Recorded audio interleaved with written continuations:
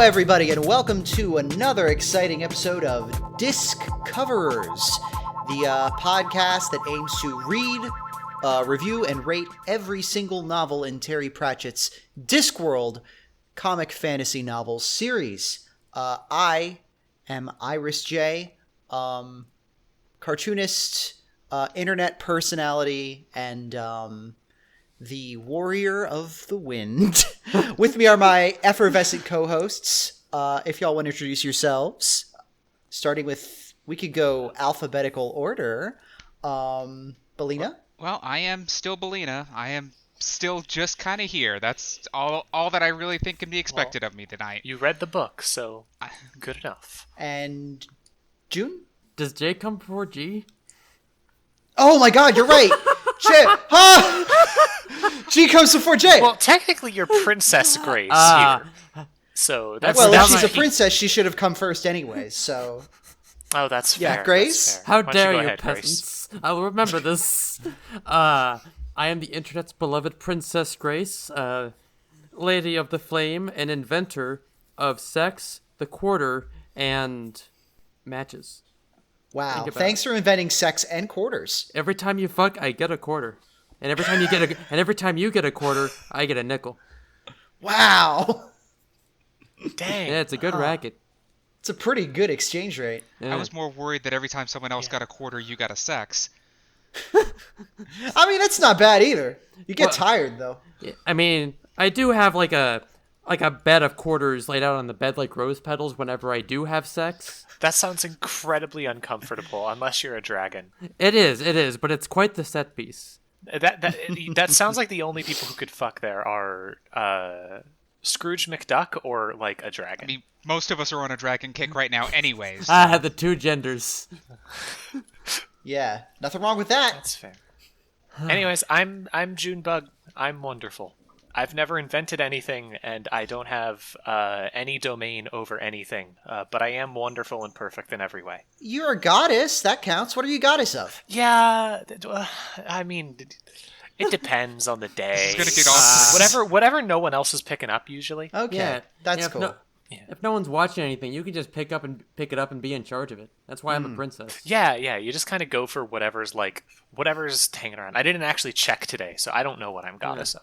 Okay. It'll be a nice surprise. Just put the wheel of domains up on the fridge just to see who's in charge of what this week. Exactly. It's like a chore chart, but for like war. Yeah. Oh, tight. I'm the Earl of .org. Can you fill in for dogs today? We need someone to fill in for dogs.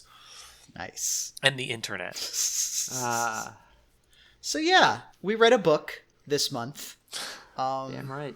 It was a Discworld book. Last month we covered Terry Pratchett's debut novel published in 1983, The Color of Magic. Was it his first novel or just his first Discworld novel? No, he had done novels before that, but I believe they were more sci-fi oriented before that.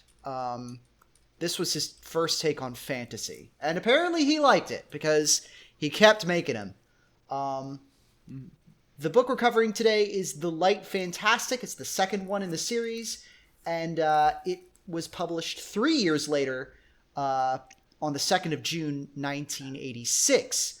People had to wait 3 years to find out what happened to Rincewind. Yeah, that's such a cliffhanger. Well, no, he had already fallen off the cliff. That's like one of the longest breaks in Discworld. Yeah, that is the longest break in any set of Discworld books. Like, The Light Fantastic came out in 1986, and from then on, it's just... 1 a year, practically. Every year, 2 a year. Dude was a machine.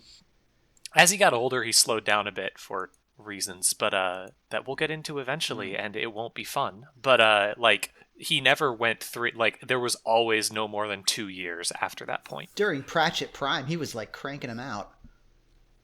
Yeah. He put out 3 books in 2001. Jeez Louise, that's right. As far as I can remember, they were pretty good books, too. They didn't, dip. Yeah, no, that was Thief of Time, yeah. And Amazing Maurice. Yeah, I loved Thief of Time. I haven't read The Last Hero, so that'll be interesting. Oh, I've got a hardbound yeah. copy of that up here, actually. Ooh, swanky. Fun. Oh, I can't wait till we get to the ones that I have copies of, that I can just pull down the book off my shelf and read. Nice.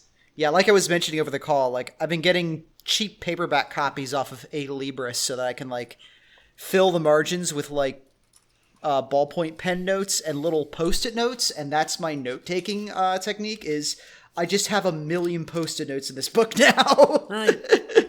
Oh, that sounds so useful. Like I said, I have to try It's that. cool. I don't know. It's not everybody's thing, but it works for my messed up brain. So The thing that works for me is, as I have learned from doing another podcast where I have to watch a thing and take notes, I have stenographer's pads. And for this book, I had 9 pages and change of notes on what happened in the book, which is... Holy shit. Mind you, that's a lot compared to The Color of Magic, which got, maybe 2 pages. No, I got, a page and a half, which is less than your average episode of Warehouse 13 gets these days. So... oh jeez. We should talk about that real quick. It seems like we all enjoyed this book. yeah, it was a lot better. Yes. It was Significantly. Yeah, the 3 years helped apparently. It's not quite there. Like half of the notes that I took were just weird little niggling things that he would later change in other ways. But this was much closer to what everybody remembers when they think about Pratchett. Mm-hmm. Yeah, absolutely. It feels more done. And also, it feels significantly in many ways like kind of a second draft of the first book. Like, there are a lot of things in it that sort of rhyme with stuff that happens in the first book. Yeah, that's also, especially early on. This really feels like you could very easily have ripped out the Wormberg, you could have ripped out most of the Sending of the Eight, and just made one big book out of the two. Mm-hmm. Oh, yeah, for sure. Like, we'll get it when we cover there, but we probably would have been better off if there hadn't already been Hrun in the previous book, for instance. Yeah. Yeah. There's another barbarian in this one, and also there's Ogpapork burned down in the last book, but here it's fine. I don't think they ever mentioned that, oh yeah, they rebuilt it, I guess. They did, actually. They They did. do. fine. They do mention that. They do. It's just, this happens all the time. And even in The Color of Magic, they were like, yeah, no, this happens all the time. They'll be rebuilding stuff in the morning.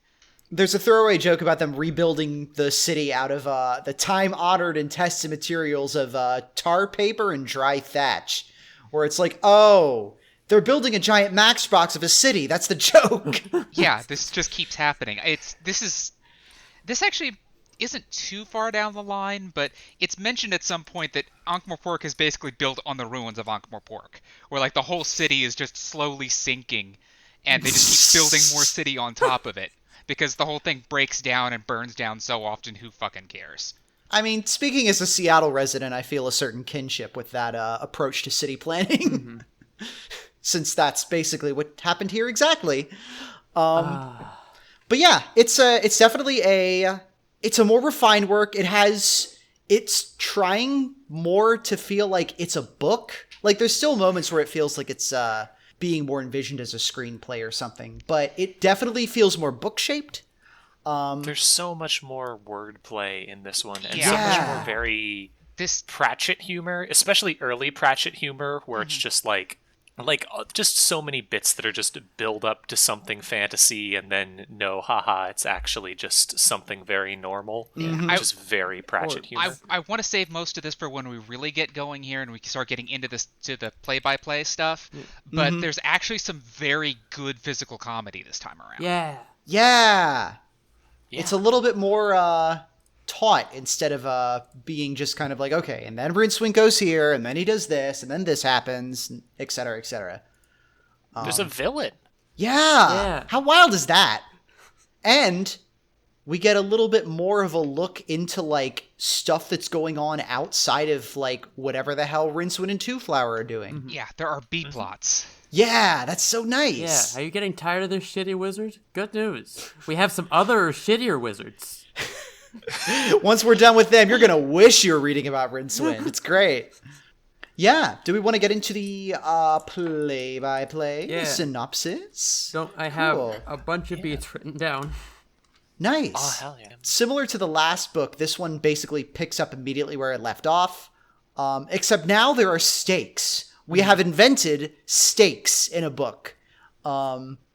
With the arrival of the whole... As you may have guessed by our podcast cover art, the whole of the Discworld is a disc on top of 4 elephants on top of a turtle that's floating through space, except now it's actually heading somewhere. And that somewhere appears to be like a gigantic, like, red dwarf star that is threatening to swallow it up. And that would be bad. Mm-hmm. So we kind of start with the B plot back in Unseen University, while Rincewind is like off. Literally. Rincewind is still in the process of falling when the first scenes happen. Yeah, we start with a description of sunrise on the disc. Then the book goes back and forth, and it even includes a discussion of Atuan's pronouns. Oh, yeah. We get into that a little bit. Where it goes back and forth between he and she, and then eventually calls Atuan it for the rest of the book. Nobody just tried to ask them. Sheesh. Well, they did. No. That explicitly comes up much later in the book. People have tried to ask, and there's a very good reason why the Atuan never really answered anybody. Oh, no, you're right. Yeah, Sorry. Because this isn't plot critical, I don't feel bad about just saying it now. Yeah, just go for it. It's that Atuan's mind is so big because, it's got the brain the size of a continent, etc. The problem is that means it's massive, it's slow. People have been listening to its thoughts for the last 20 years, and all they can really sort of glean is that it's looking forward to something. Yeah. I will also say about the opening, it's a very Pratchett opening. Like, this isn't really a Pratchett thing, but just almost all Discworld books start like this, with instead of it being here's the main character, just doing a cold open with here's the world, here's some weird stakes thing, here's like a threat that's gonna become apparent later. Something that doesn't have to do with the main character, but has to do with the plot. Yeah. Talking about the weird way that like the magic on the disc makes light move slower, and so sunlight pours across it like molten gold. And then the whole thing with the wizards there. Like, that's how basically every Discworld book starts in my memory, is with like, here is a thing about the cosmology of Discworld that will become immediately important because you're going to have to care about it because it's going to be what the main character has to deal with. Or here's a thing about religion, or here's a thing about vampires, or something. If nothing else, Pratchett absolutely adores writing about what sunrise looks like on the Discworld. Yeah, he does it like 3 times. He does it like 4 or 5 times in this book alone, and it's like nearly every book he talks about it, and it sounds so beautiful. I can't really fault him. Yeah, it sounds really cool. No, it's just something you're going to get used to because he's going to do it at least once every single book. Which, I get it. You come up with a really good piece of world building, you want to keep going back to it. Yeah. I mean, think about how many times people on the disc have seen the sunrise. We're seeing it once a book. That makes sense for us. Give us a little time to admire it. Yeah. I did love the note inside of this section on it's page 12 in my copy. There's a little side bit that actually comes up as a recurring gag later in the book about Olaf Quimby II, patrician of Ankh, who introduced some legislation was passed in a determined attempt to put a stop to this sort of thing and introduce some honesty into reporting. Thus, if a legend said of a noble hero that all men spoke of his prowess, any bard who valued his life would add hastily, except for a couple of people in his home village who thought he was a liar, and quite a lot of other people who had never heard of him. Poetic simile was strictly limited to statements like, his mighty steed was as fleet as the wind on a fairly calm day, say about force 3, and any loose talk about a beloved having a face that launched 1,000 ships would have to be backed by evidence that the object of desire did indeed look like a bottle of champagne. So there's plenty of instances where there's metaphor use, and then the text backs up and describes it in a much more deadpan literal sort of way, which I thought was adorable. It's a really good running gag. There's a whole thing I wrote down about how, the sunrise on the disc poured across it like molten gold, but actually the people in the way weren't actually becoming very rich and then very dead. Trees weren't catching fire, so a more apt simile would be it rolled across the disc not like molten gold. That would be bad. This particular wordplay of doing something bright and cheery and just beautiful sounding, and then immediately backing up going, oh wait, no, I'm sorry, that isn't how it works at all, is something that will continue for the rest of the series. This is absolutely a hallmark of how Pratchett wrote. Thank God. It was very much, and I feel like this is something that kind of you could argue Discworld is about in a way, finding that contrast between here is high fantasy, over the top heroism, heroes and magic and stuff, and like, here's a reality. And it's not in the same way that you do it with other things where it's like, oh, well, we're going to make it edgy. Like, there's a lot of fantasy that goes like, oh, what if we made it dark and real? But Pratchett is mostly concerned with like, okay, but well, where do they go to the bathroom? That's something you have to think about. Sometimes things are just shitty and boring. Yeah. This is kind of, I guess I'm going on a weird tangent here, but it is impossible to talk about Discworld without people bringing up Douglas Adams and the Hitchhiker's Guide series. And really the biggest similarity between the two is the fact that Hitchhiker's Guide was about an absolutely shitty, mismanaged universe. And the book just keeps bouncing back and forth. Like, its annotations are always about how boring and dumb and broken everything is. And that's kind of sort of what you end up with a lot of Discworld stuff, is because every time someone gets a little bit too optimistic or gets a little bit too rosy-eyed, then we take a second and go, wait, no, this is still kind of dumb. Don't get too full of yourself. Again, that is a big part of what Discworld writing is like, and making that continue to be fun, making that continue to be fun to read, that's the real skill that goes into making this stuff. Yeah. I was going to say... We'll get to that eventually. What could possibly cause anybody to be cynical and hard-eyed and pragmatic from living in England in the 1980s? Ooh. God. I am genuinely excited to talk about these things, especially with the later books, because how he tries to talk like that and do that sort of what if fantasy was real, sort of like what if the world sucked as much as our world does, but then not have it be just really like, it is hard to read. I guess I'd say that Hitchhiker's Guide and Discworld come to very different conclusions of what to do with that info. Yeah. The universe is a big joke and nothing matters. Hitchhiker's Guide is like, it ends bleakly. It ends like nihilistically. Whereas Discworld is a lot more like, it's more of a positive and a very humanist sort of way where it wants you to appreciate the people around you and the hard work that they do and all the other stuff, more so than like the whiz-bang razzmatazz set dressing, I guess. I mean, I almost hate to look at it this way, but for all of his everything else, Two Flowers not wrong. When it really comes down to it, stuff will eventually work out because somehow or another people are more decent than they are wretched. It's a narrow balance, but it's there. Things do improve as time goes by. Two Flower's error isn't looking on the bright side of things. It's that Two Flower often just like assumes things will work out in his favor and doesn't take steps to improve them as often as he should. He's a lot more of a watcher than a doer until the end of this book, and that seems to be kind of his little character growth moment. Oh yeah, he actually has a character growth this time around. He's a tourist, after all. His job is to go places and look at things. Yeah, I think that's definitely something, and I think in a way you could say that that's something that kind of matures as time goes on, going from just like, things will work out eventually, you just have to like, people are decent, to actually exploring what makes people decent and why they do these things and why we can fight for a better world. But that's talking about much future books, like way out there. Oh yeah. As much as I love Monstrous Regiment, I don't want it to be like every single podcast episode. Not even on my let's at least get introduced to Vimes before we go too far into this. We'll get there. I'm not even on my third note yet. Yeah, let's keep going. Oh right. So we get like a recap of what happened at the end of the last book, specifically about Rincewind and Two Flower and I think Run? No. I don't think we hear about Run again. Oh no, Run retired and lives off on the Wormberg or whatever. Yeah, it was the sea troll. Yeah.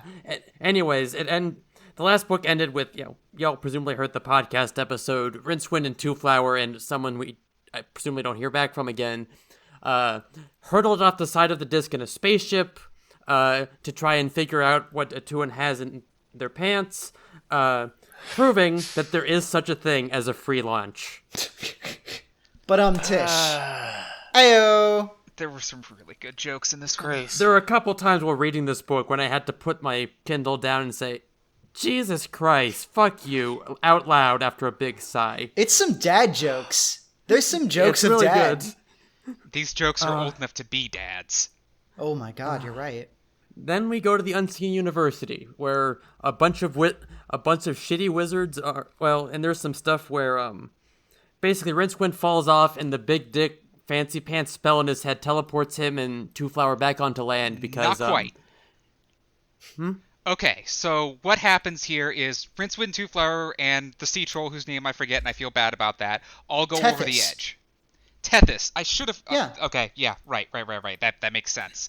Anyways, so they go over the edge. We cut back to the Unseen University where the Octavo, the book that contains the 8-1 great spells that presumably created the world. Nobody's really sure because it's one of those books that's too old for that sort of thing. Yeah, it's the creator's grimoire. Yeah. They are big ol' important spells. It is the big dick magic book. You're right on that. It suddenly gets restless. All of the wizards of any import get up. They go down to the basement. They go, what the hell is going on here? When just this explosion comes out of the book. It just starts sending this enormous quantity of magic up through the floor, up through the ceilings. And again, this is actually the first bit of a really good physical comedy as Galder Weatherwax, at the time, the Chancellor of the Unseen University, just immediately just charges everybody up the stairs. They go see, and the spell's gone even further. There's a bit there that I want to catch that it mentions that, wild magic does wild things, and that, I can't remember what it said they turned the bricks to, but it mentioned the books that it passed through were changed into pineapple-flavored custard. And so the wizards continue to charge up higher and higher until they get to the level, and it makes some crack about the breath of the wizards smelling of pineapple. Just the implication that, yes, of course they know it was pineapple-flavored because they ate it.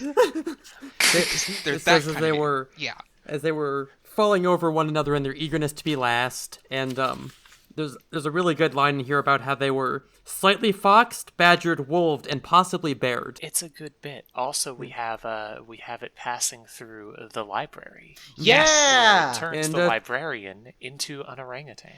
I don't think that Pratchett quite realized how big orangutans are quite yet, because he described the librarian as small, and this is probably the last time that's ever going to happen. Yeah, no, he's portrayed as like a big, terrifying ape in later books. And in this book, he seems kind of dejected, but I'm pretty sure it starts in like Equal Rights and goes on from there, where like he's like psyched. He's really pumped to be an orangutan because an orangutan is actually the ideal shape for a librarian to be, oddly enough. Plus, spoilers for the rest of the books, Grace. The librarian sticks around. Oh, I know. I've read enough TV tropes to know that. Also, Come on, folks. We've all, read TF fictions. We know how this goes. Orangutans don't have anxiety. Yeah, look, you're surprised or whatever at first, but, eventually you realize that your new form rules. How terrible. And, everybody can understand what he's saying still, because it's one of those, cartoon things where he only speaks in monkey noises, but everybody's like, oh, yeah, of course, intelligible speech. Yes, cool. Yeah. I think the only people that ever seem to understand him are wizards, so it might just be like Octarine, where it's just something that you can pick up. How exactly a wizard actually can see magic is kind of wobbly throughout the series, but... Did they mention in this... Was it this book or last book where they mentioned that wizards are a separate species? They have a separate organ or something or whatever? I think they have the octagons in their eyes, but how those octagons get there is kind of questionable. Sorcery will sort of briefly touch on how a kind of powerful wizard can be born, but where exactly these octagons come from is up in the air. It reminded me a lot of, there's a manga series called Doro Hey Doro, where there are sorcerers in the world, and their magic powers come from smoke that emanates inside of their bodies that germinates from a tiny devil, like a little man living on the inside of their eye socket, like a tumor. And that's where all the magic comes from. It's weird. They're like a separate species. Yeah. Yeah. They're like, you know, sorcerers are like, they live in a different place. They're like literally a different species from the people who live in Hole. Mm-hmm. And they use people from Hole for target practice because it's a very classed society. Yeah. Unlike Unseen University, where it seems like most other folks in Ankh-Morpork kind of just leave them be. They're just like more trouble to bother. Yeah, because they're you know, as we were talking about earlier, magic in the Discworld is kind of shitty. Like wherever it's described, it's made very clear that it's not really worth it. Like if you're a wizard, like, you know, you not only do you have to like study for ages to like do a spell and then it's gone, you like, it's a very cutthroat profession, literally. Like the only way you become like a higher class of wizard is by killing your boss. And also, wizards smoke. Every wizard smokes. Wizard smokes, as everyone knows. They're constantly smoking all the time. Just like Gandalf. That's sort of the thing, is that they're all like shitty university professors. This is an old boys club. I mean, this is intentionally trying to get this very specific kind of character that it's easy to picture them, but I'm not sure how well I can put them into words. Yeah. I'm sure it would be easier for our English listeners out there, as in from England. They're a bunch of tenured professors who have killed everybody above them and are desperately trying to make sure they themselves don't get killed back. I can't not notice like the times when the book is extremely British, because it keeps talking about a dog end, which is what we Americans would call a cigarette butt. Yeah. But like, now that you mentioned like Gandalf, it's very funny to be like, these wizards, they don't smoke like fancy wizard pipes. They are explicitly smoking cigarettes all the time. Yeah, like a pack of Cools, menthol, like whatever. Every wizard is constantly chain smoking. I guess, except for Rincewind, because he's a kind of a shitty failed wizard. Right. It fits the aesthetic of the wizards in this, which they'll play with more eventually, but they kind of just like, they kind of get this attitude, and you see this in the book, of just like, the wizards are shitty academics who are doing their own thing and don't want to be bothered. And the people in the city don't want to bother them because it's more trouble than it's worth, and also they all suck. Well, yeah, they're literally ivory tower academics. Yeah, I mean, they are people who will spend all of their waking hours desperately making sure that nobody makes them actually put in an honest day's work. Yeah. Yes. Like, this guy's life, like, we talked about a guy whose life's work is, like, building a room that will make him impervious to death. And then, of course, he forgets to put air holes in there. Okay, so the Octavo sends this ball of magic up. It gets to the Great Hall and then just sort of explodes, in the sense that it just rapidly expands. You can see the entire universe inside this little projection bubbly thing, and it just keeps going and going. It expands past the borders of the Unseen University. They do one more to the roof. They get up to the highest point in Ankh-Morpork and possibly the highest point on the disc outside of the place where the gods hang out and feud with the ice giants all day. Yeah, there's a whole undercurrent throughout this book where he calls them the quarrelsome and somewhat bourgeoisie gods. He remarks on like, and as the universe expands, you can see like the mountain or whatever where all the gods live, and he talks about what shitty taste they have because it's all marble columns and whatever. Yeah, it's like tacky. And throughout the whole book, he like has these digs about how like, well, the gods would have cared about this, but they're in the middle of like petitioning the ice giants to get their lawnmower back. Yeah, they're just feuding in the most suburban nonsense way, because what else are they going to do? Apparently, it makes sure that the gods have absolutely nothing to do with the rest of this book. Yeah. So they watch this projection spread out over the whole disc until it becomes a 1/1 replica. Then it just sort of vanishes. And well, what the hell happened? Well, we know that it obviously changed something, but we don't know what. So the Octavo just creates this giant cosmic retcon. And now, suddenly, Two Flower, the Luggage, and Rincewind are in Scund Forest, which isn't too far away from Ankh-Morpork. and we never hear anything about what happened to the spaceship or Tethys, or we will never know what happened. Presumably, he just kept falling for a while. Maybe he got back home. Let's be optimistic for once. Yeah. Tethys He's died done on this the way before. back to his home planet. I mean, it's a bold move to essentially go.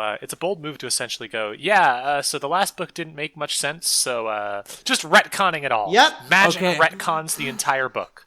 Which, at least makes sense in the context of it, but it's still a little, But I this love is it. also- I think it's great. Yeah, this is also where we get the thing Iris was talking about with the, so-and-so had made it illegal to be poetic, and I wrote that it seems like a weird dig at English libel law, which is famously terrible to have to deal with. I've heard. But also I've heard that English tabloids are some of the sleaziest publications on Earth, so Yeah, I get why it. they're there. I think this part was interesting because, and I'm sorry for holding up the progress of the podcast, but this is another little Iris history corner. It's a good corner. I just thought this was neat. They mentioned that we are in the forest of Skald, I believe it was. Skund, yeah.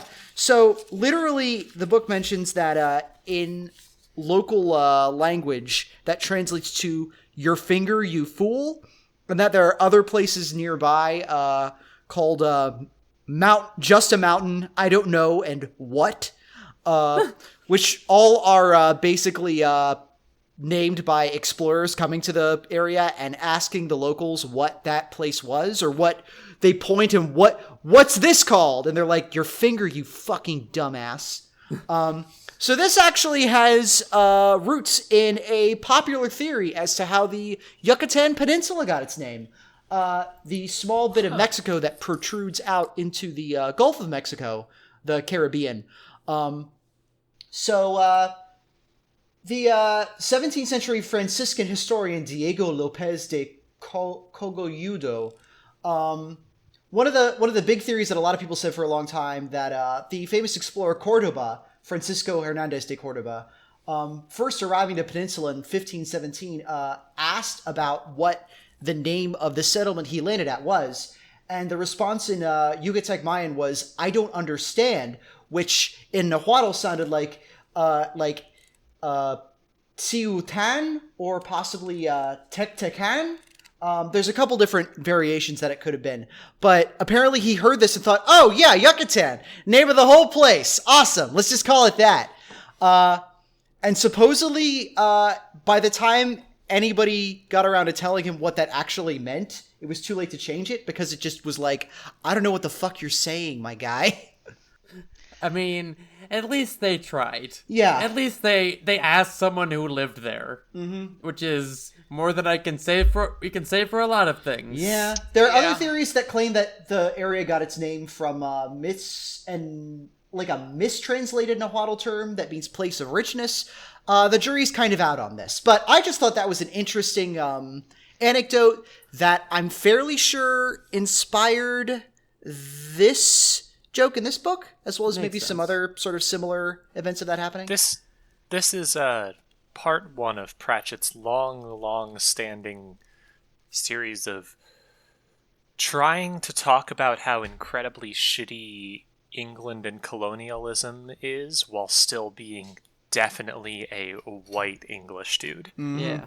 He's And sure it trying. works here pretty well. It's a good bit. But Frankly, it's- this is one of my favorite. This is one of the more iconic Pratchett jokes as far as I'm aware. It's just the idea of this place has a perfectly normal sounding name, but actually it's some complete bullshit in some other language. Although I kind of wonder about any kind of language that has a 5-letter word for "your finger, you fool."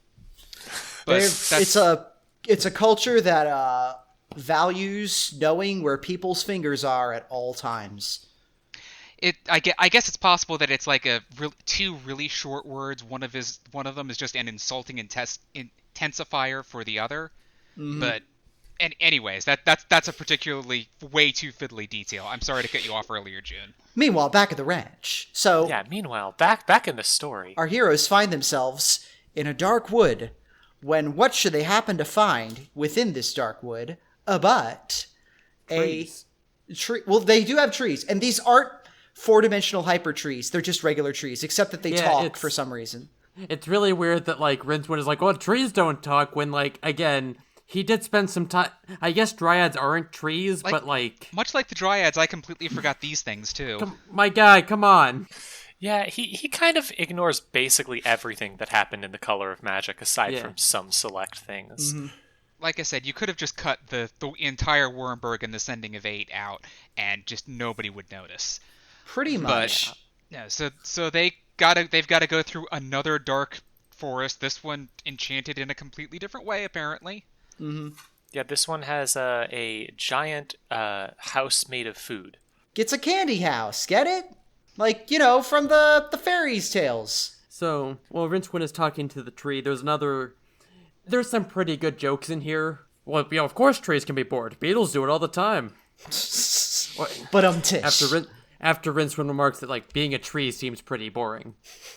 Yeah, the fact that the trees apparently just continue talking to one another, and there's actually jokes as far as, like, halfway through the book about the fact that the trees are just continuing to talk to one another even outside of that forest and developing religion off of this.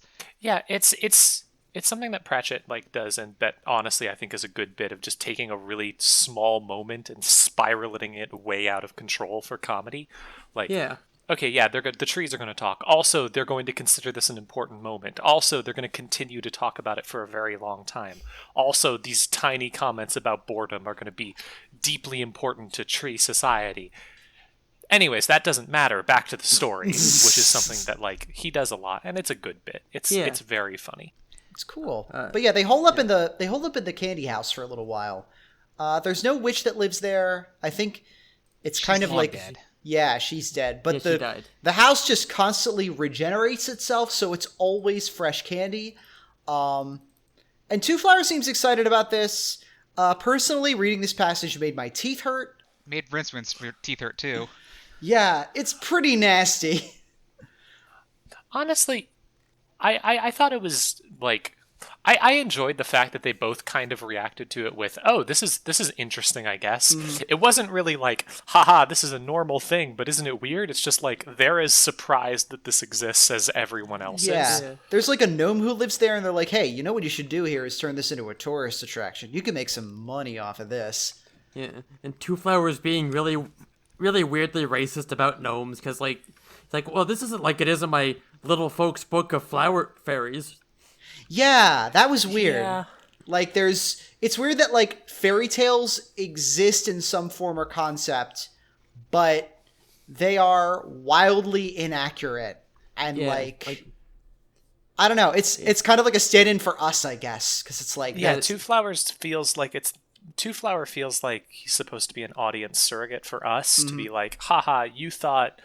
the tooth fairy existed. Well, aren't you stupid? Here's what a real fairy looks like. Did you notice they mentioned the tooth fairy in this book, by the way? Yeah, that's one of the two notes I have for this section. Notes about that. Yeah. Like of course the tooth fairy doesn't exist, but elves, those bastards will take your teeth right out of your head if you let them. Yeah. So put a little tiny little string around that comment about the tooth fairy and about the idea of a fortress made of teeth, because it'll come into play again much later down the line. Yeah, about a year and a half from now. For other very specific reasons, I wrote down some notes on there. I want to take this very brief moment to make one unfortunately complete macro trash comment here. Go for it. So the gnome was living in a mushroom house. The gnome is explicitly said to be about 6 inches tall. Mm-hmm. How fucking big was that mushroom? Damn, that's a big mushroom. Huh. That's a fucking huge mushroom. That's a big ass mushroom. Yeah. Wow. I mean, mushrooms can get that big though. Like mushrooms can be fucking huge. Yes, yeah, they can. But this is the mushroom that Two Flower was suggesting that they eat. If I saw a mushroom that big, my thought wouldn't be, what if I ate that? It would be, damn, look at the size of that thing. This is just one of those stupid little things that I only notice this because I have that particular kind of brain poison that makes me think about scale all the time. But I had to make everybody else notice it. Well, thank you very much. I wouldn't have caught that otherwise. But yeah, meanwhile, back in Wizardville, they summon death. Yeah, it doesn't go well. It goes about as well as every other time they try to perform the rite of Yeah, Ashkante. like, Death is pretty forthright, I guess. Also, we meet Triman, who's a real business dick of a wizard. He's all about spreadsheets and Yeah, he's specifically and like, whatnot. he's like a yuppie wizard, which is wild. My own notes here were pointing out, he has some very serious, like, Grand Vizier energy. Like, Pratchett is usually not very subtle with who the villain is. You know who the bad guy is going to be the first time they show up on camera. Trimon is one of those characters, and he's just aggressively bland. He's not necessarily evil. He's worse than evil. He's like weaponized gray. Yeah, just like at the end of the book where it talks about, like, these aren't evil. They're not the opposite of good. And that's a really good speech that I have more notes about later. He's just, as you said, a boring business dick who wants power for its own sake and to pave paradise and put up a parking lot. Yeah. Basically, yeah. I mean, this is something that I think like is interesting, and that I think the wizards kind of get back to, is that they all suck, but they're also all not really doing anything. They're just kind of sitting around and masturbating, except they don't masturbate. They cast spells because Casturbating. that's better. Yes. Yeah, casturbating. And like the idea that comes up a number of times is that like this sucks, but it's better than doing anything else with magic because all the other stuff just ruins everything. I gotta admit, I actually really liked Galder Weatherwax because he very much his heart was in it. He really did believe in what he was doing, and he kept kind of getting deflated with the fact that all of his other compatriots are just really. They're shitty wizards, but not in the way that Rincewind is a shitty wizard. They're just shitty and wizards. They're piece of shit wizards, which is different. Like, and there's a whole thing where like Galder keeps trying to be like, "Oh, Death, I beseech you." And he's like trying to do everything all proper, like, and Death is just like, "Yeah, fuck, whatever. Like, what is it? Like, I have other shit to do. What do you want?" I'm on my way to a party. Or no, wait. Yeah, I'm on my way to a party. Yeah. You know, I just realized that he's like, I'm at a party, and then later in the book we see Death, and like they're kind of all. It's kind of a little bit of a party. Yeah. Well, I think that was meant to be a reference to the Mask of the Red Death by Edgar Allan right. Poe. Yeah, I forgot about the. I Where he forgot. mentions Yeah, no, that was like, definitely a reference. They're going to to expect me to take off my mask, but I won't because I'm a skeleton man. because it's not a mask. It's my face. Grace. There's a little viral marketing for Tight Pants, the Homestar Runner Sex podcast. Wow. Yeah, I was on the last episode. Go listen to it now. It's a really good episode. Don't do that. I'll plug it later. Yeah. It's certainly a thing. Anyways. Also, there's a good joke here about how if you have too many grimoires in one place, it can cause a critical black mass. That's a good Pratchett's one. bad jokes. Yep. That's a good one. So they summon Death. As much as Galder wants to make it this big giant occasion, unfortunately, all of the wizards are just, why didn't you already do that? And even Death is, do you mind? Death has definitely changed immensely from when he showed up in The Color of Magic. I mean, he kind of changed, like, by the time Rincewind went over the edge. He was already kind of the character that we tend to associate him with. Mm-hmm. But he's just kind of doing his job, and, he's just kind of here. He's not being spiteful. He's annoyed, but he just got pulled out of a party. Of course he's annoyed.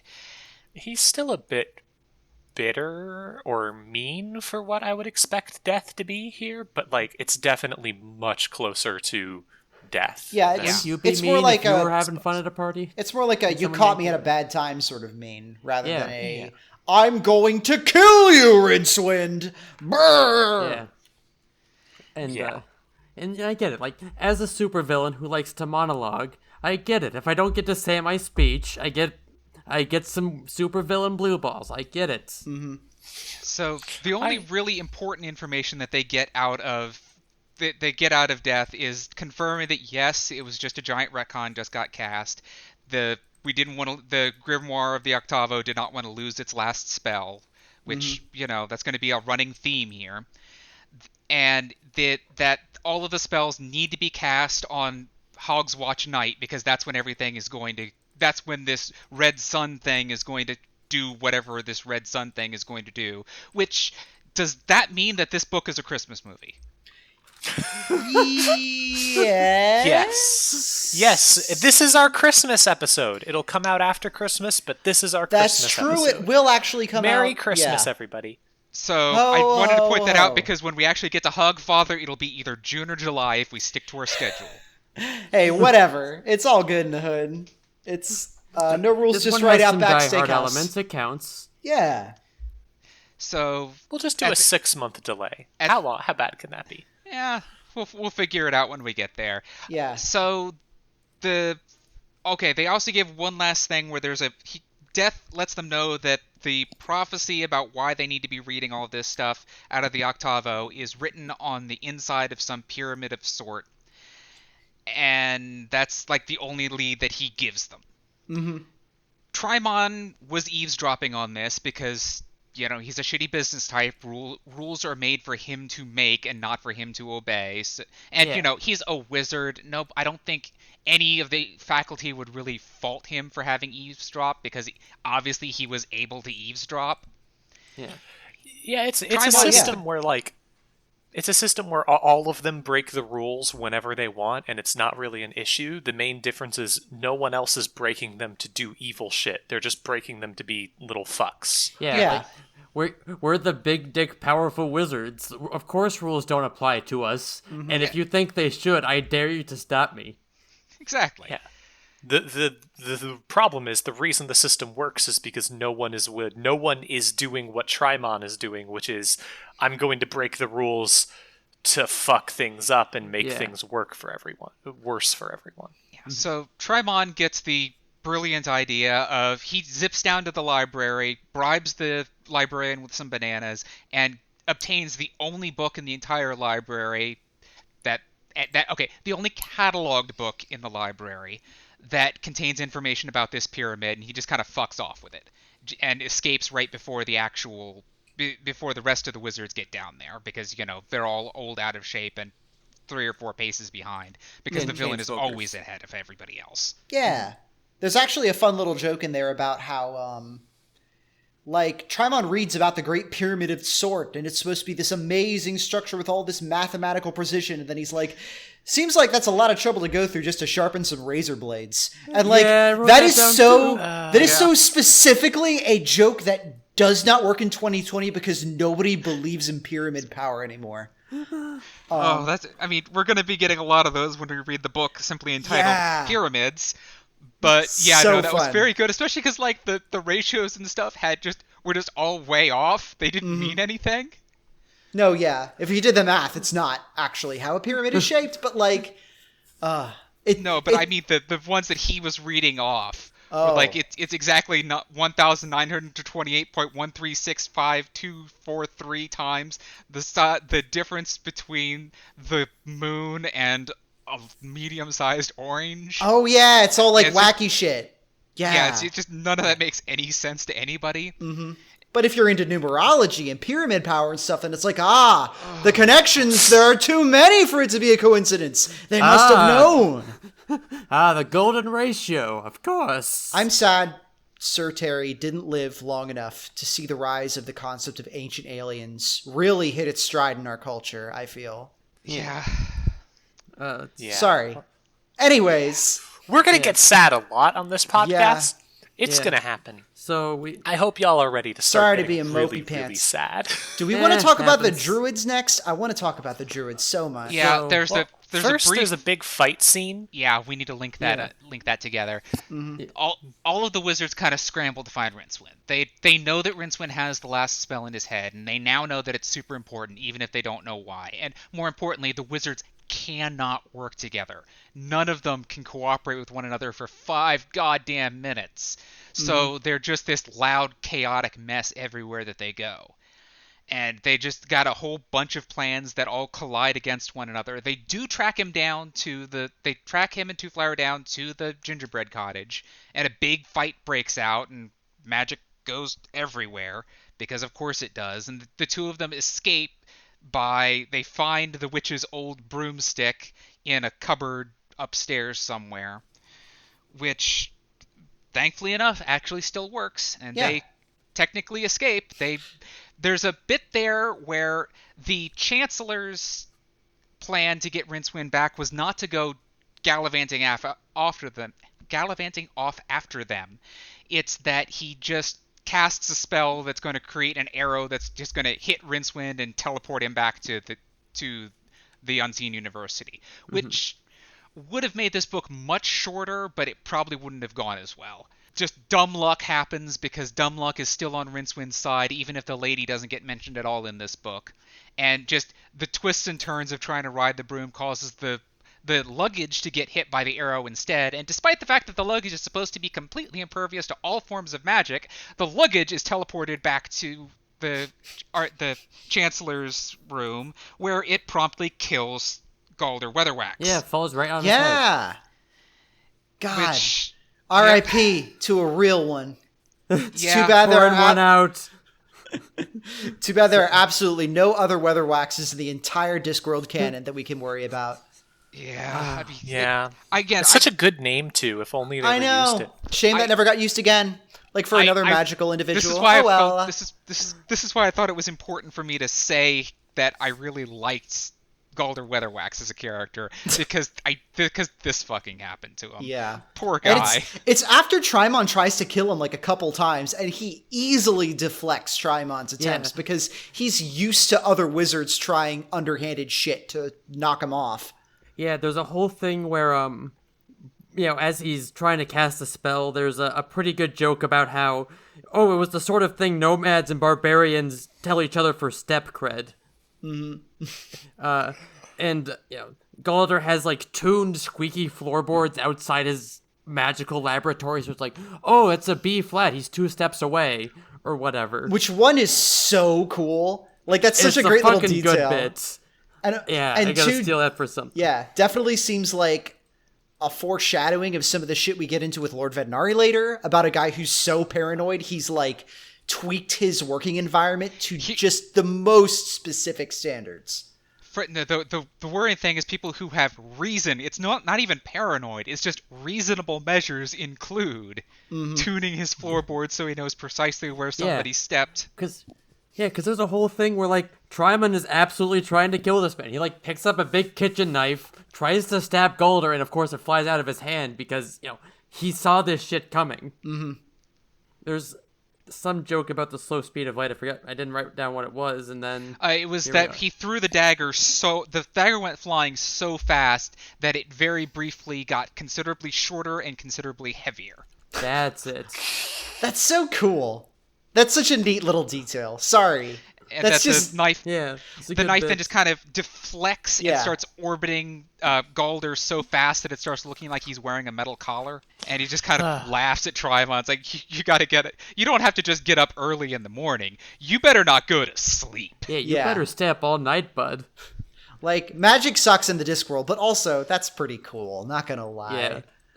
Yeah.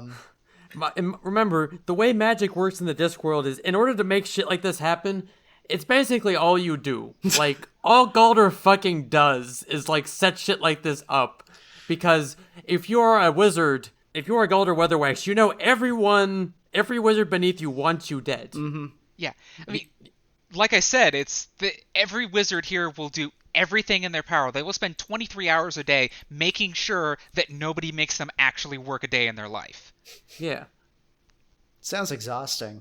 I think after that we cut back to Rincewind and company. Yeah, they land on... Yeah, there's the whole fight, and then they escape on a broomstick, which runs into a cloud, which has a druid on it. Yeah, basically, all the wizards fighting. There's a whole thing where there's a joke here about the trees start talking to them too, and there's a whole conversation, but it ends...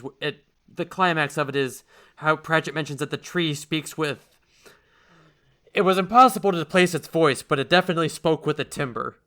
Oh, god damn it. That was the first time when I'm gonna dissolve. I'm glad you're having a good time, Grace. It is... It's fucking terrible, and I'm just glad I get to inflict all of these on you. Well, we're inflicting them on ourselves, but Thank you for being the mouthpiece here, for just I'm glad destroying you can our remind bones. us of all of these terrible jokes. Yeah. So while you're recovering from that, so the two of them kind of crash land into a cloud with rocks in it, which Yep. that's just the way these things go. There's a druid on top of it. It turns out that the druid is piloting the rock inside of the cloud because he's convinced it to fly. Mm-hmm. And this the druids here are this weird kind of hybrid of two different schools of magic that we will get into much later. So I'm not going to go too far into it, but it's just they straight up convinced this rock that it can fly, which it's pretty good how he manages to tell it well, because I mean it's a common enough joke in electronic circles that computers are just rocks that we tricked into thinking with lightning. We tricked lightning and sand into thinking. There's so Yeah. many more computer jokes in this book. Yeah, like just wait till we get to the trolls. I know, it's wild. But so the slab that this druid is piloting is supposed to be a replacement component for a giant computer in the sky, which is basically to say it's floating Stonehenge. I thought it wasn't in the sky. I thought it was on the ground. Yeah, I think it was just on the It Yeah, was it on the ground. I could It have was sworn just it- no, it was on the ground. It Okay. was a big Okay. but it was very, they talk about it like it's like way bigger than Stonehenge is. Like it's a big complex piece of rock machinery. Yeah, it's a big old rock computer, like Yeah. like an ENIAC or something, where you have to walk around inside it to work on it. Yeah, and there's like a series of like arcane rituals that they have to tweak and adjust to get the circle to spit out just the right result. And sometimes it doesn't do it because sometimes the conditions aren't right, or there's like a bug in the coding or whatever, and there's all this complaints about like how hard it is to get a new a replacement part for it if one breaks. It's all computer nerd jokes. Yeah. It's all it tech really jokes. is. It's right down to the fact that the druids can't really explain why they're building this computer, because it's one of those things that it seems blatantly obvious to them. Like, why wouldn't I be building this?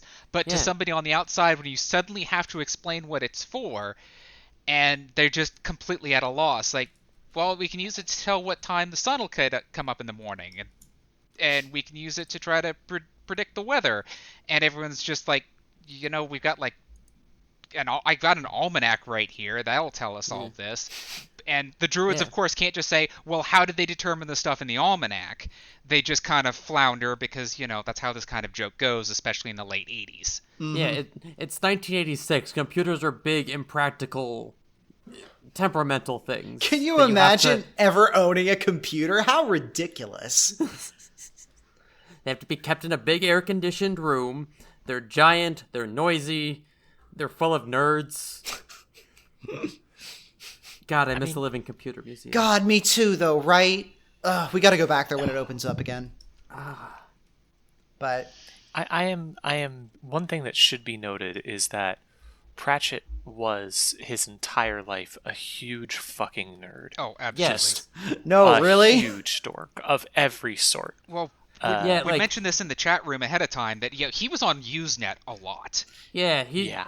Not only was he on Usenet a lot, it's apparently like a primary source for like a lot of his work. Yeah, he was the most accessible through there for a very long time. I mean, we're starting to stray into stuff that's actually in my wheelhouse. The dude was just always on the news groups. Oh, hell yeah. He was just a huge nerd and of a very I don't know how to say this, a very normal type. Just like he liked playing video games and D&D and shit. Yeah, like was he loved very- Oblivion. Yeah, ground type nerd. Yeah, that's something like I won't talk about it on this episode because it doesn't really relate, but there's a really interesting article about how one of the last things that he was involved with before he died was an Oblivion mod, because he loved it a lot. It's a Eurogamer article. I recommend looking it up. It's really, really interesting and good. Yeah. We'll bring it up when we get to the point when where that actual research paid off, so to speak. So I can we'll put a see link- y'all Yeah, in like 2 3.5 years. years. I could put a link to it in the notes if you like. Yeah, that sounds good. That's It's a- a really good article and worth reading. Definitely talks about the mod that he ended up writing for, which, I don't know, there's not a lot of fantasy authors who would just casually write a video game mod in their spare time. That's pretty cool. Yeah, and he helped out somebody who wasn't like another famous writer. She was just like, she just wanted to make another character for the game and stuff, which was also pretty cool. Yeah. Like, he wasn't like, I'm the big boy writer, I know what to do. He's like, I like your character a lot. Can I help, please? And it's like, whoa, you're like, this is like getting a freaking call from, like, you know, I don't know, like Steven Spielberg, and he's like, hey, I'm a fan of your book. Can I write some fanfic? And it's like, all right, sure. Yeah, can you imagine getting that email? Like, yeah. No, Because yeah. at first you didn't even know it's like, because at first you didn't even know, like, it was the guy. Like, can you imagine it dawning on you, like, oh, that's the actual Terry Pratchett. Yeah. What the fuck? Of the world of Disc. Also, it would be weird because all of us have written some level of pornography, Yeah. so it would be like, is that what you're a fan of? Oh. Steven Spielberg? Did you read that? Stevie, baby. Steve, Are you Steve, I into need my to- day job or my night job? Oh, wink, wink. Steve, I need to know before we go any farther, like, which Virus Girl pornography did you read and like? Do you need me to lean into anything in specific here? Or... No, okay, so Yeah. this is not the only time that we're going to see this particular kind of nerdery. In fact, we're going to see a lot more of this nerdery in the Unseen University in later books.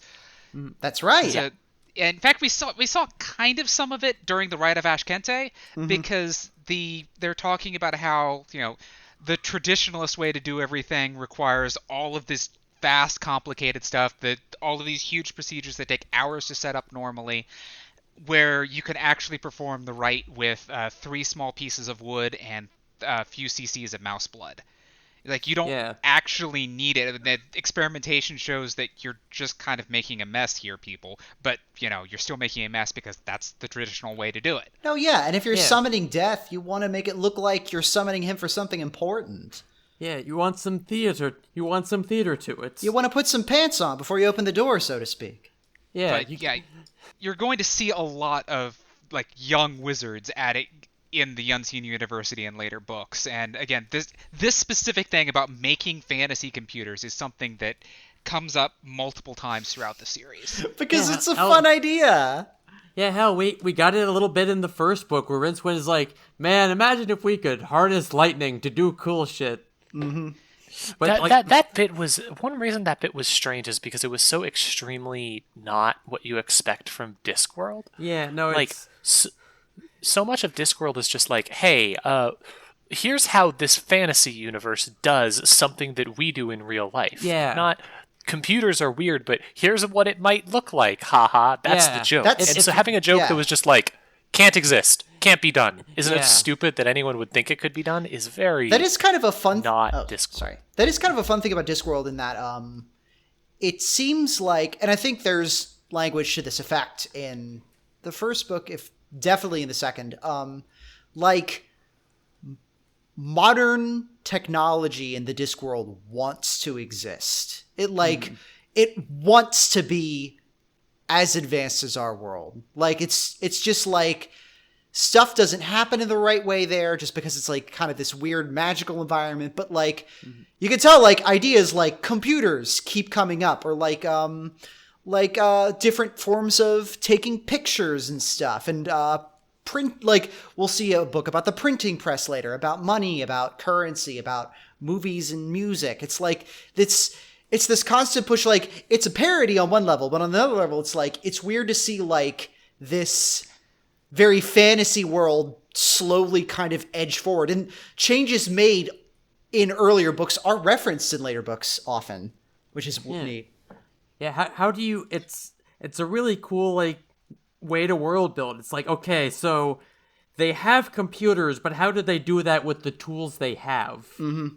Yeah, this is just, again, just kind of a off aside here. If you think about every single time that raw magic comes up, it keeps being described either like it's like lightning or it's like radiation.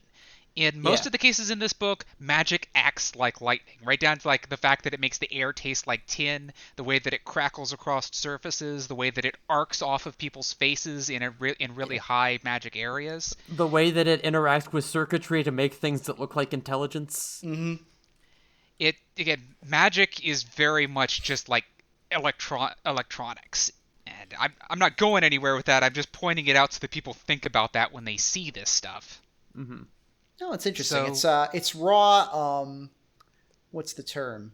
Like craft in a magical sense, but also in a sense of making things. Like it's energy that makes things out of less complex things. And that's how the whole system kind of holds together, because even with raw magic, it's like making things that, man, this is kind of a weed dad sort of line of reasoning. I'm sorry. No, that's actually They call really them good. fingers, but I've never seen them thing.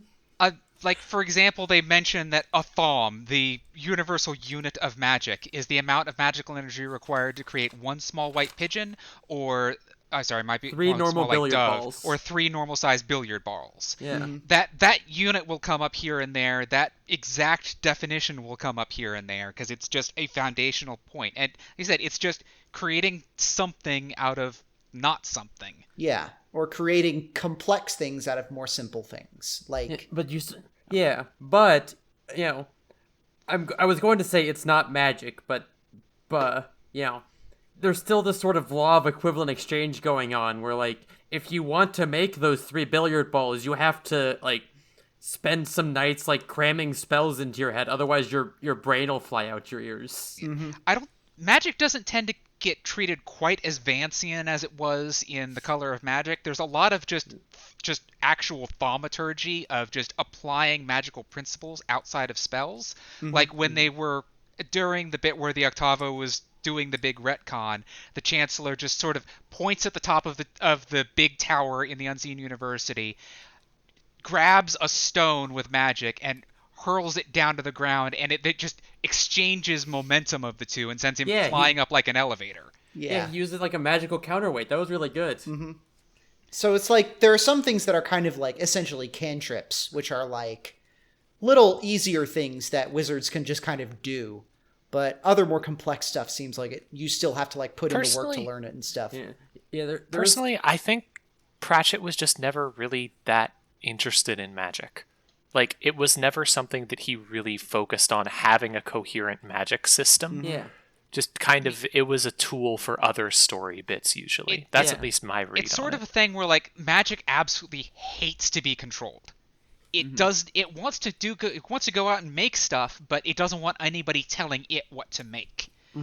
So it's not a reliable thing for anything. You cannot count on it. You can only count on it doing things, but that's not really useful on a global scale if you can't control what those things are. Yeah, and it also, much like electricity or a computer or radiation, it may do what you tell it to. It may in fact like go down the channel you make for it, but that doesn't mean it will do what you want it to do.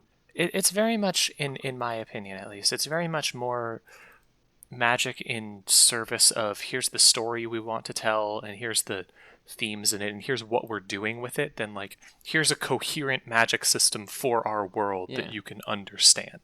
It's just kind of magic is a part of what he does thematically, story-wise, how he tells stories. I find it interesting. I enjoy the approach.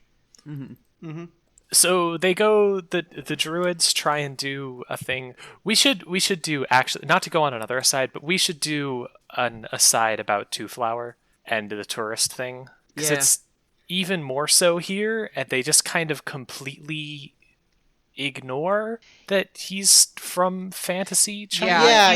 He is definitely speaking Morporkian or Common or whatever the common tongue is. That whole thread is like gone until like the last 2 pages of the book, where he's like, "Oh, well, I gotta go back home now," and it's like, "Oh, right, you're not from around here, are you?" Yeah, the book does explicitly call him a tourist in this one, and there's also there is like one more joke where it's like Two Flower attempted to communicate with the guy by speaking his own language louder and more clearly, which implies he doesn't speak the same language as everyone else. But again, he talked with like the gnome just fine. He talked with the gnome fine enough to like have a weird conversation about, why aren't you wearing a red hat? Because I get eaten by a squirrel if I wore a red hat, dipshit. Like, I guess to his credit, it was established that 6 months have passed since the first moment of The Color of Magic. He's been on this continent for 6 months. Yeah. Yeah, It's- but they forgot it in the first book. Oh yeah, too. no, they forgot it as Like, soon he's as they been left with- more pork. He has been with Rincewind long enough for the big dick spell inside his head to save his life 27 times. That was a good joke. Yeah, which it makes sense. Like, Two Flower's an actuary. It's kind of his job. More pressingly, Two Flower's job is to look at things. Yeah. And it also points out that Two Flower has been paying attention to the fact that Rincewind has been risking his life over and over, or Rincewind has seen his life in danger 27 times. Yes. And it probably gets up to an even 30 by the end of the book. Oh, most likely, yeah. Yeah, no. I think it's just kind of like Pratchett definitely wanted to do like, here is the stereotypical tourist character, and like it just, you can't keep doing the racist bit over and No. over again forever. Yeah. It's not funny or entertaining or a good bit. Hey, I will say this book is significantly less racist than the 1983 Color of Magic. I do think someone sat him down, or he perhaps realized of his own accord. Someone probably sat him down and said, "Buddy, you can't do this shit. You see this? You can't do this." Yeah, I think that it's somebody did that, and somebody also had some sort of conversation where it was like, okay, you like this Princess of Wernberg character. I mean, she's pretty cool, but you need to write like an actual female character at some point, Terry.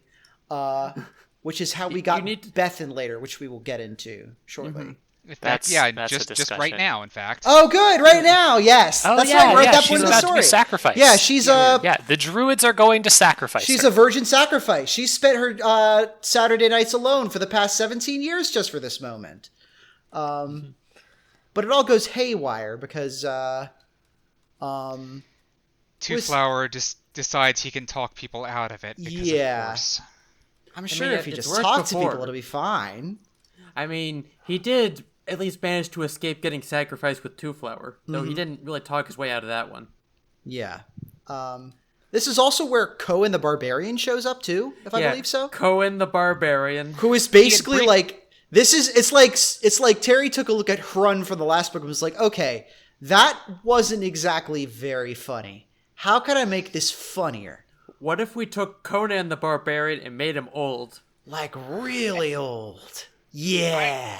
I'm going to be honest, I liked Kohan a lot more than I liked Hrun. Oh, because, same, absolutely, yeah. Oh, He's yeah, so much more Cohen was interesting. like genuinely funny.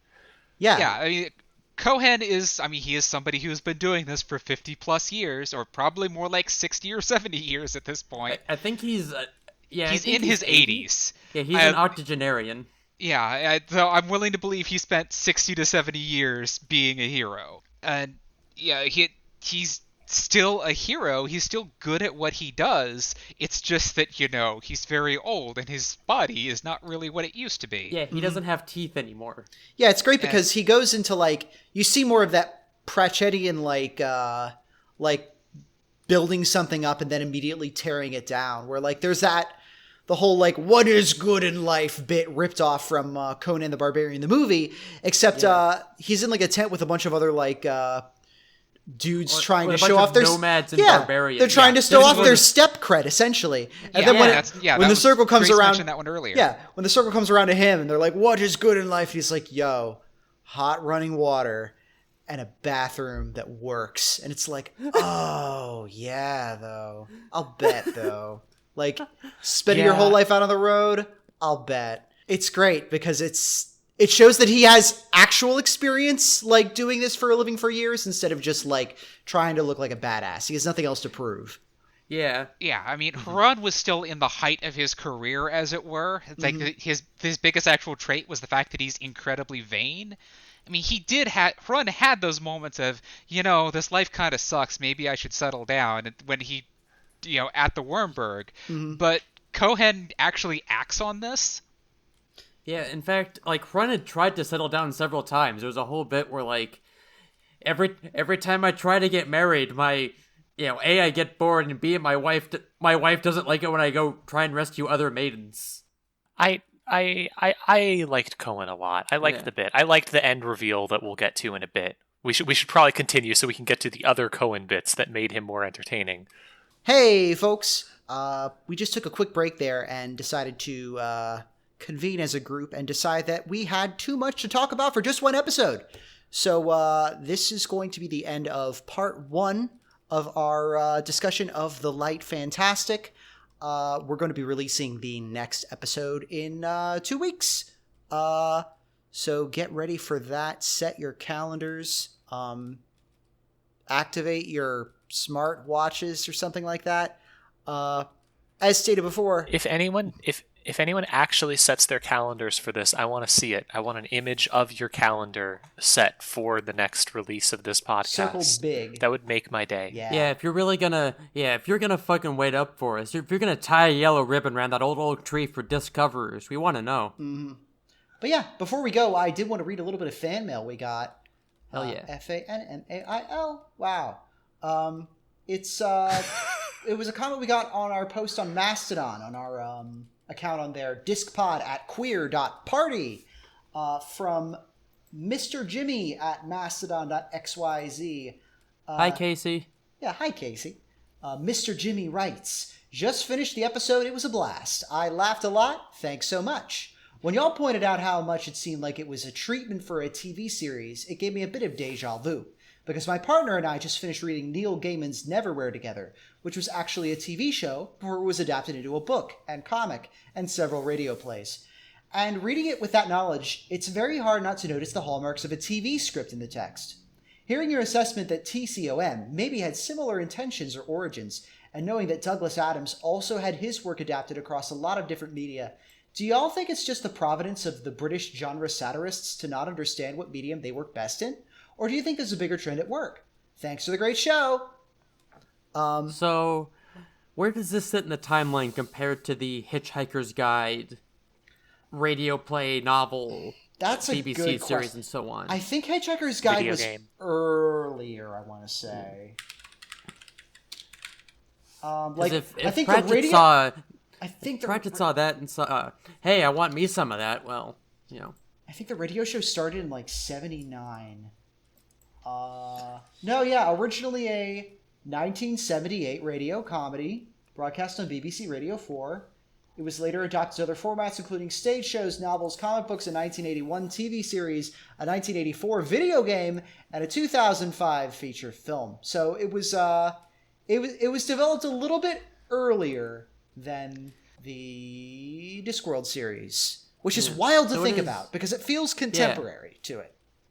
Now, I think I do actually want to interject there and point out the fact that Hitchhiker's Guide was a radio drama before it was a book. Yeah. And that is important because it kind of turns that comment on its head a bit. And I'm gonna be honest, I didn't remember that fact until you read it just now.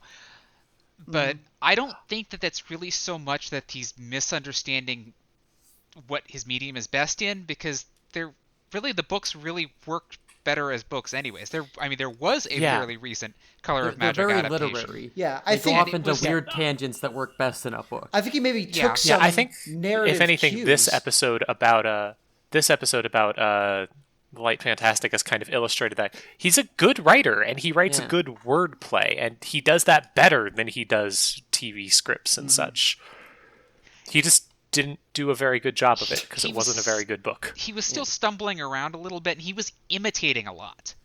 And that's sort of the problem there. Is like, you'll notice that even though we had another Conan pastiche, it didn't drop into the literary styles of the old Conan books this time. It just stayed in the Pratchett voice the whole way through. Right. And the book was much stronger because it didn't keep trying to ape stuff. It didn't go off on weird pop culture commentary. It just kind of stayed in what we kind of think of as the Discworld voice. Not perfectly, but, much better than the Color of Magic did.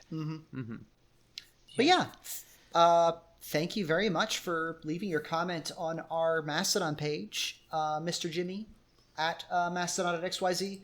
If you'd like us to read your fan mail live on air, Well, I guess not live because this is being recorded. What am I saying?